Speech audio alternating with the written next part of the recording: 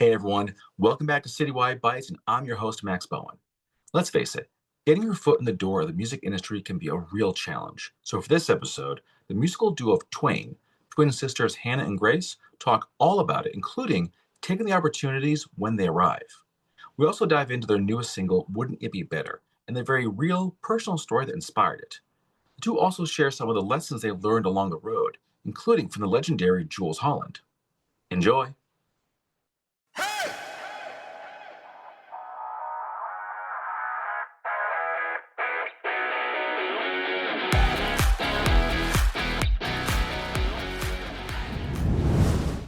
All right. Well, Hannah, Grace, I want to say, I just say thank you so much for joining me. I've been loving your music since I first began listening to it. So it's really cool to get to dive just dive into the music and talk like all about it.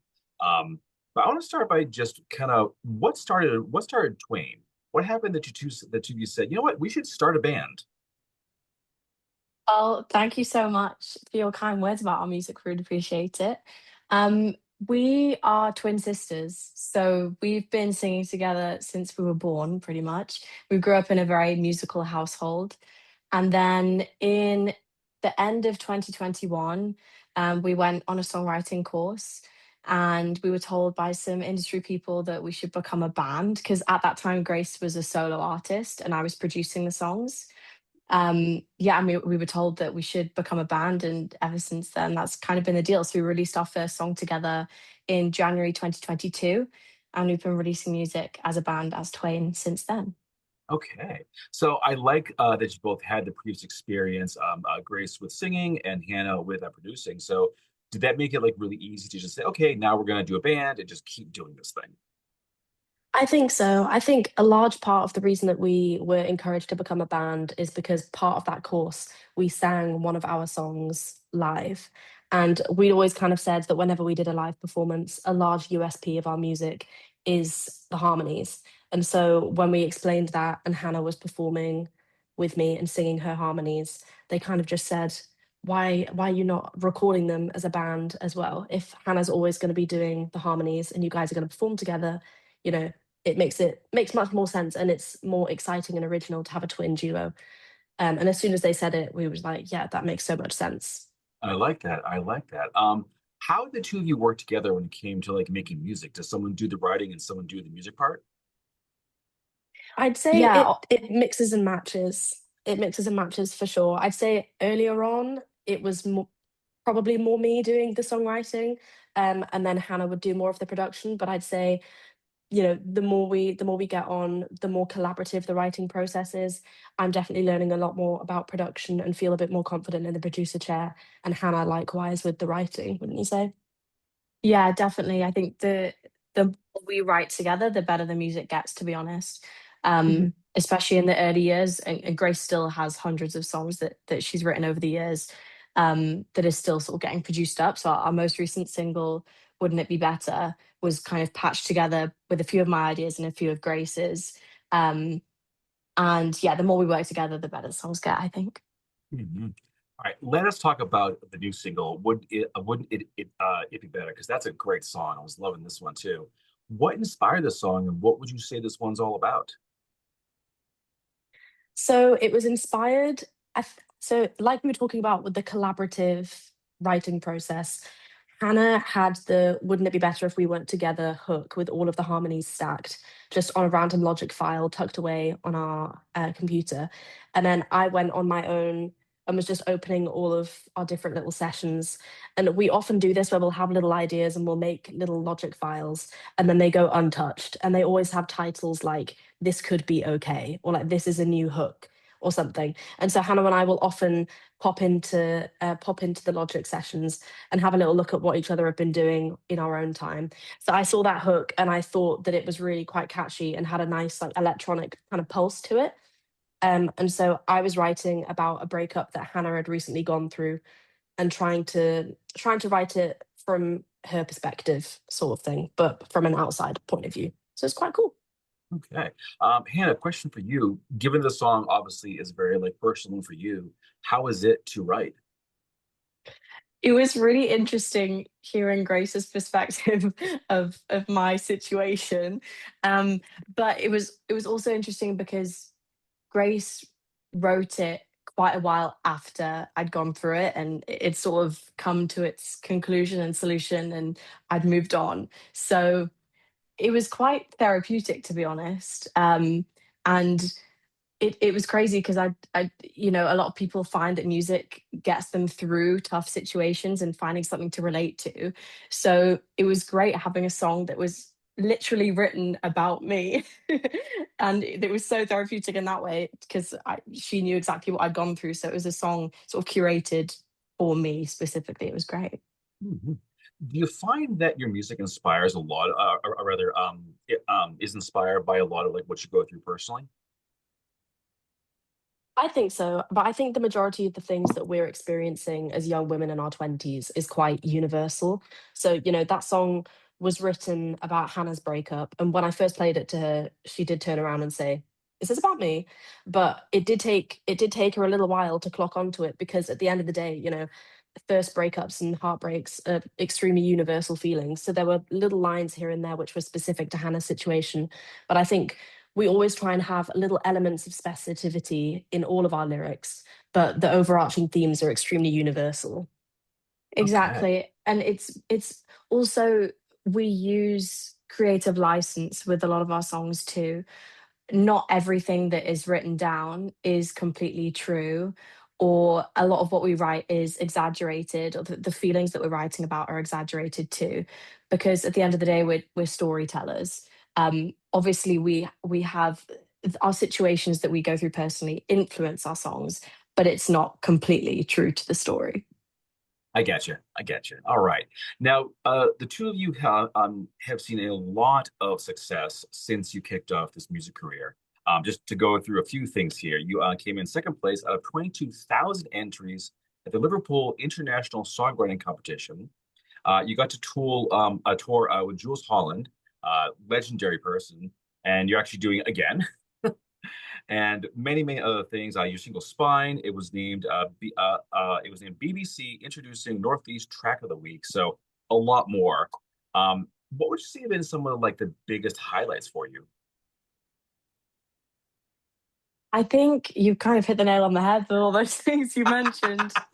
Um, yeah, so the Liverpool International Songwriting Competition was such a whirlwind. That happened in 2022 when we were 17 years old. We were still in school, and our mum entered us into this competition. We didn't really think much of it, and we kept getting emails through, week after week saying you're in the top 50, and then you're in the top 10. Would you like to come to Nashville, Tennessee next week to perform in the finals?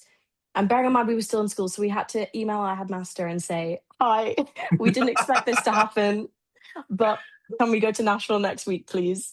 Um, Luckily, they said yes. And then, yeah, as you said, we performed in the final in Nashville at the Exit Inn, which is quite an iconic venue in Music City, and came second overall when we were 17. So that's probably my highlight. Simply, and also because it was the second gig we'd ever done as a band. Second. Wow. And Yeah. so it was just crazy. What about you, Grace? I think my highlight was probably wrapping up the winter tour with Jules at the Bristol Beacon in December. I think we performed with our band and we've been playing all of our band are our friends from school. And so we've been playing together for a long time and we all came off stage after that gig and we said like, yeah, that's the best we've ever played the set. I think we were in a lot of ways we were kind of sad that we didn't have more dates of the tour to go because we felt like we were just starting to get into it. But yeah, it was the most insane experience, our first ever tour. And to tour with such a household name like Jools Holland, especially around Christmas, which is kind of his time, He's the Mariah Carey of the UK for Christmas, Christmas and New Whoa. Year's.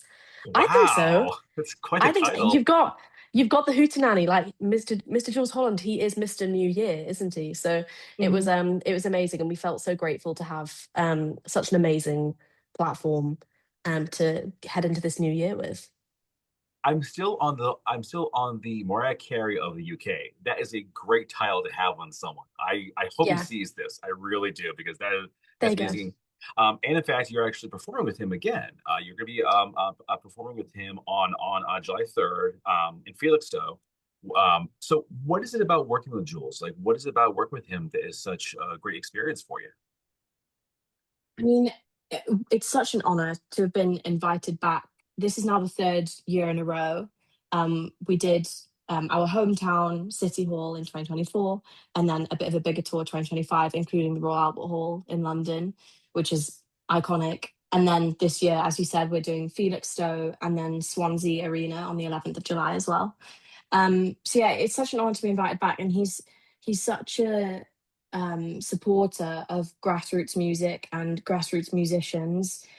Um, he understands the importance of it, as do we, of course, and he loves independent music and original music. So yeah, aside from everything else, it's an honor, and to be able to play in these venues with such an amazing team. His team are phenomenal because obviously they've been touring for 20, 25 years every year. So they're it's like clockwork, and it's so inspiring, and we learn so much from being on tour with him as well.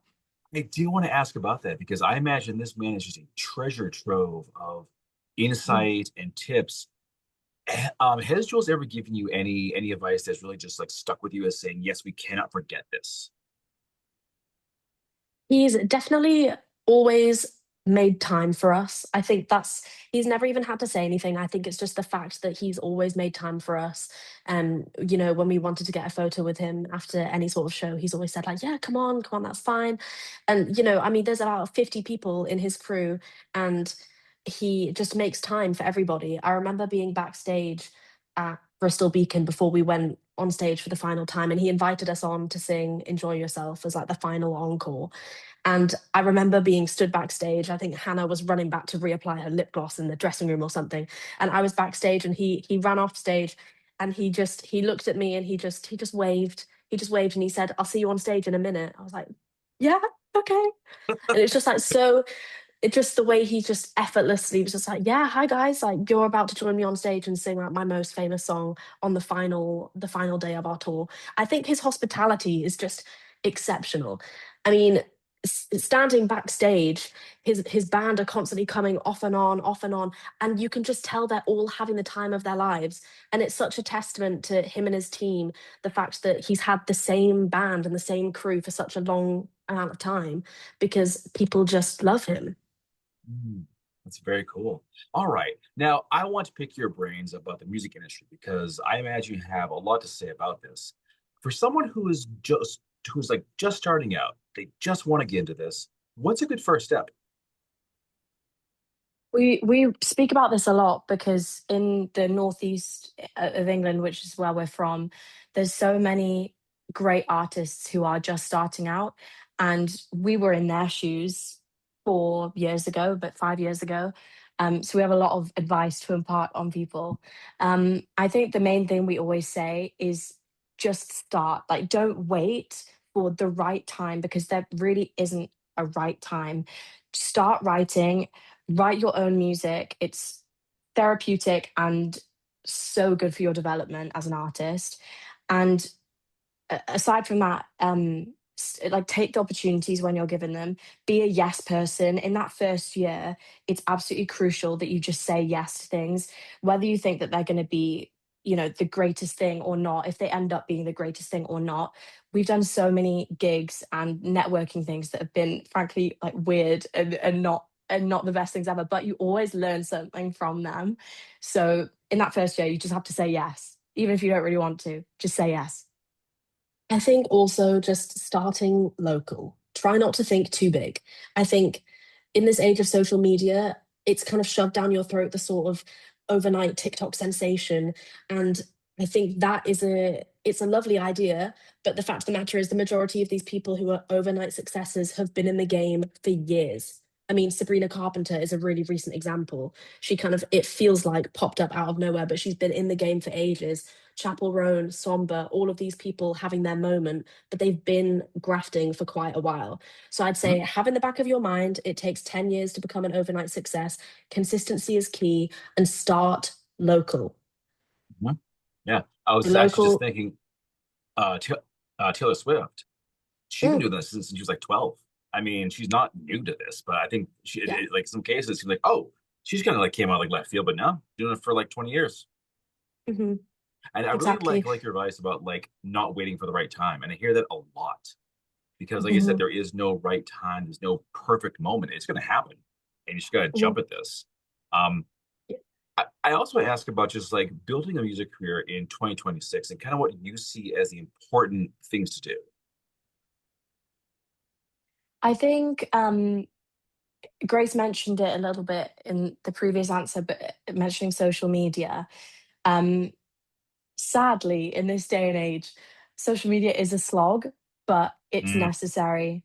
And it's necessary to build your fans. Sadly, live music is not what it once was.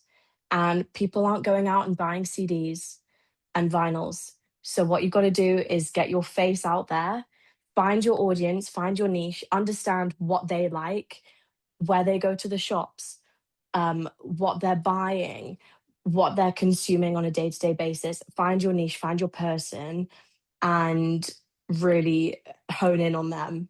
Because there is a fan base out there for you.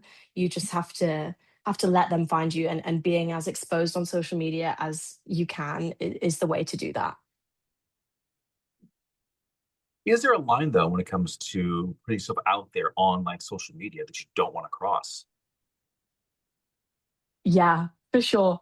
We we really struggled at the beginning because we really didn't want to go on TikTok, knowing Mm, how much of an addictive platform it is. hmm. We staved off it all throughout lockdown, which is kind of when we started our journey. I think we only downloaded it in 2022 because we've been told so many times you just have to. Yeah. Um, and now we love it, but you have to put some restrictions in place, and you have to be very clear with yourself where your boundaries are. We are quite private on social media. We won't put anything about where we live or our family. We keep it very music centric.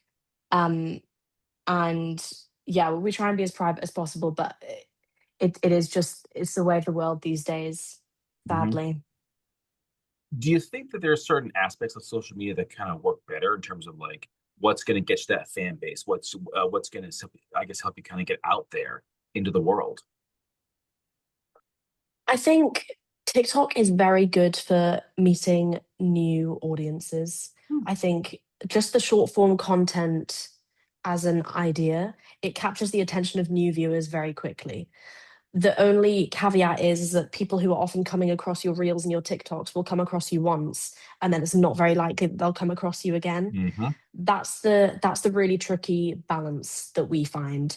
But I think chasing opportunities, just using TikTok apart from anything else as a portfolio of live performances, that's definitely what we've done. And that is our social media is our press kit.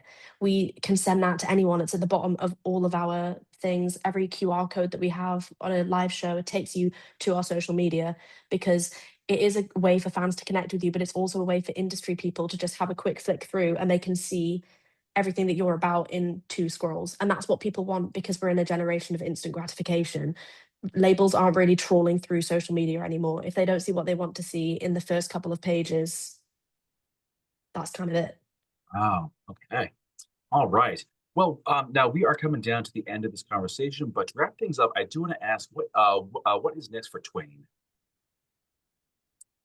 Well, as we're recording this, we're about to go on tour with Jools, so we're frantically preparing for that. And I mean, after that, we've got a few festivals. We're doing Kendal Calling up here in the north of England, which is a pretty big festival where we're from. So we're excited for that. And honestly, just staying consistent is the key. We're kind of preaching that we know everything about the music business in those past couple of questions, but we really don't. And we're just trying to stay as consistent as possible and hoping that something really big happens. Um, And yeah, just we're continuing to release our own original music with more definitely coming at the end of this year. So keep your eyes peeled. All right. Yeah, we're testing a few new songs on the road in the next couple of weeks, which I think will be a lot of fun. And then I think it's going to be a summer of writing. I think it's been a while since we've both sat down and dedicated some proper time to writing new songs together. I think we've in the last year we've lived quite a bit, and so I think it'll be fun to actually have time once tours done and the festivals are done to sit down, have a little reflect, and hopefully write some new music that reflects the young women we're becoming. Like that. All right. Well, folks, this conversation is now coming to a close, but here's what you do before we go. You go to twain.co.uk, TWAYN. Everything is there. Follow the socials, follow the music, check out new singles, check out their album. So much more to come. And Hannah and Grace, thank you once again for doing this, and I'm looking forward to the next time. And that brings this episode to a close. I really hope you enjoyed the episode and picked up a few things along the way. If you want to support the show, please like this episode and share as much as you can. If you want to check out other kinds of episodes, you can find that right here. And to subscribe, it's right there. This has been Citywide Bites, and I'll see you all next time.